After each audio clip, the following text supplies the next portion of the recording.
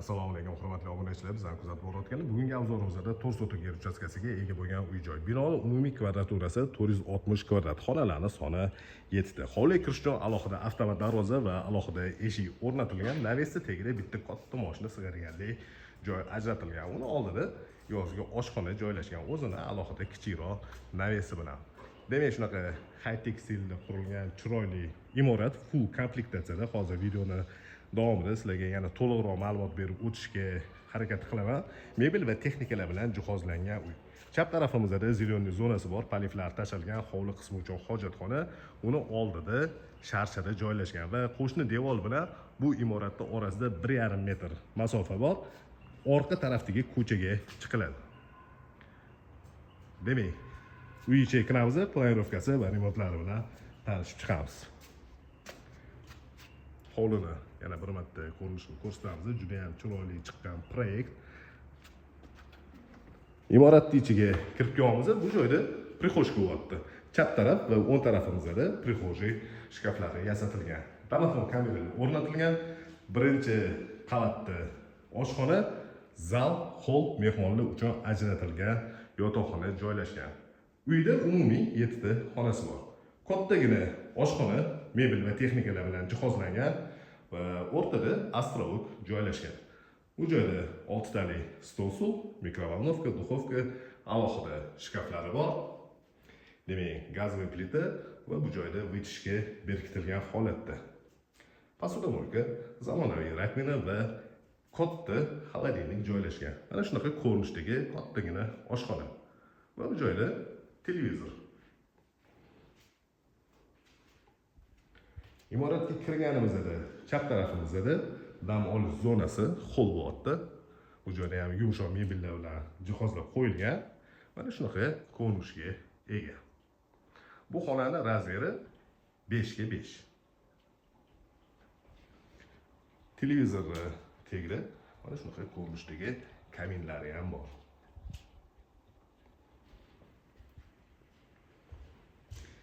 Imoratga kirganimizda to'g'rida katta zal bo'lyapti. Tushunarli bo'lishini ko'rsataman. Demak, uy ichiga kirdik. O'ng tarafimizda oshxona, chap tarafimizda hol, to'g'rida zal. Shunaqa katta zal bo'lyapti. Zalning razmeri uzunasiga 8 metr va eniga 5 metrni tashkil qiladi. Patologlarning balandligi 3,5 metr. Bu joyda yana bitta narsani aytib o'tishimiz kerak. Orqa tarafi ham ko'cha. Mana shu eshik orqali ham kirsa bo'ladi. To'g'ri zalga va videoni boshida ko'rsatganimdek, hovli tarafda qo'shni devor bilan bu devorlar orasida 1,5 metr masofa tashalgan va o'sha joyda ham boshqa ko'chadan bu hovliga kirsa bo'ladigan eshik joylashgan. Birinchi qavatda joylashgan umumiy hojatxona. Har bitta yotoqxonaning ichida alohida o'zini yuvinish xonasi bo'lganligi sababli bu joyda faqatgina gostivoy sanuzel. Mehmonlar uchun ajratilgan yotoqxonaning razmeri 5 ga 5 bo'lyapti. Bu joyda konditsionerlar ham o'rnatib qo'yilgan, invertor konditsionerli shkaflari yasatilgan va alohida o'zini sanuzeli joylashgan. Unitazda installyatsiya qilingan.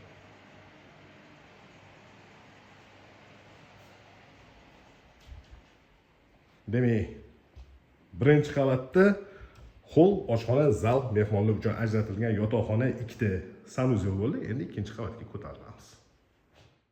Ikkinchi qavatga ko'tarildik. Zinalar tagida podsvetkalari bor, datchiklar o'rnatilgan va 4 ta xona joylashgan. Ikkitasi o'ng tarafda, ikkitasi chap tarafda. 4 talasi ham yotoqxona uchun mo'ljallangan va to'g'rida ikkinchi qavat uchun umumiy sanuzel. 8 ga 5 razmerda kattaroq yotoqxona. Alohida o'zini balkoni ham bor va aytib o'tganimizdek, har bitta yotoqxonaning ichida alohida o'zini yuvinish xonalari joylashgan. Bu joyda mebelirovka ham chiroyli bo'lgan, patologgacha yasalgan shkaflar va bu joydan balkon qismiga chiqiladi.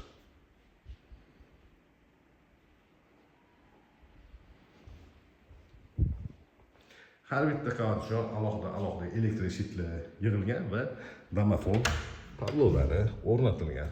Ikkinchi qavatga ko'tarilganimizda chap tarafda yana bitta hozirgi ko'rsatganimizdek xonaning razmeri katta yotoqxona tushgan. Bu joyda alohida garderob uchun joy ajratilgan va alohida o'zaro sanuzel bor.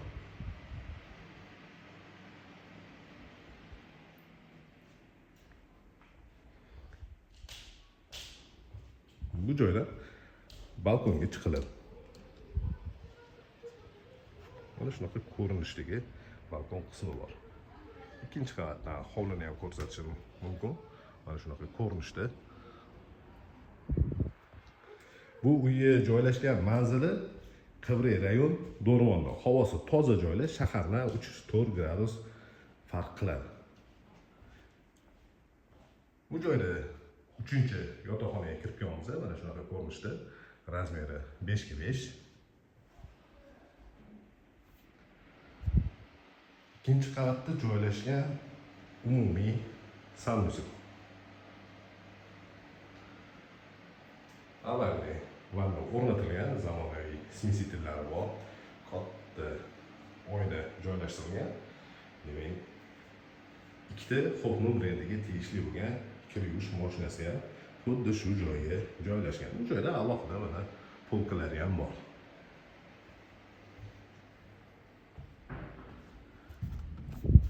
Ikkinchi qavatda joylashgan 4-yotoqxona. Bolalar uchun ajratilgan xona bor. Mana shunaqa ko'rinishda. Ikkita kravat o'rnatilgan. Bu xonaning razmeri 5x5.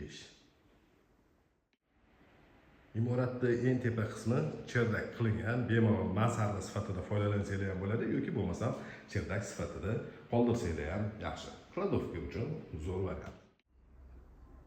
Bu ko'rsatgan uyimizni Qibray rayon Do'rmonda joylashgan 4 sotuv yer uchastkasiga ega bo'lgan uy-joy. Binoning umumiy kvadraturasi 460 kvadrat, xonalarning soni 7 ta. High-tech stilda qurilgan imorat.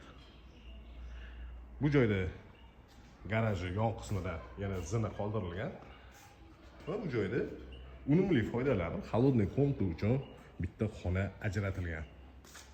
Uyga kotelniy qismi hovlida joylashgan, hojatxonaning ichida joylashgan. Ikkita do'kontorniy kotel va gazli boylari bor.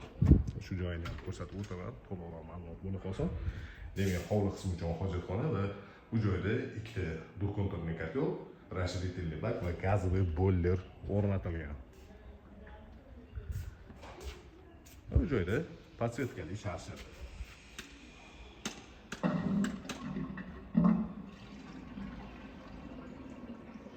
Yaxshi sifatli qurilgan uy olmoqchi bo'lganda bemalol 99 856 70 80 raqamiga murojaat qilishingiz mumkin.